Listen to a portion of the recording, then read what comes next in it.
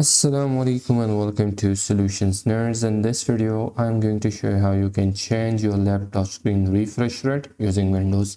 So without wasting any time, let's get started.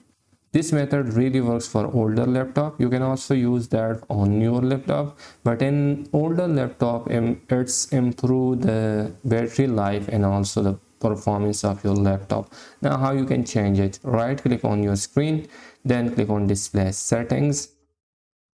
Then go down here at the bottom, you will see advanced display settings. Click on this.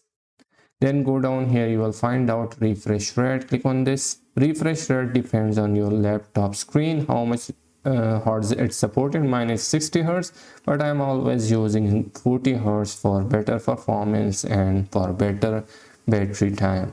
Keep changes and you are good to go. It depends on you how much hertz do you want. So this was the way. If you have any question, comment down below. Hope you liked the video. Don't forget to subscribe. Thanks for watching.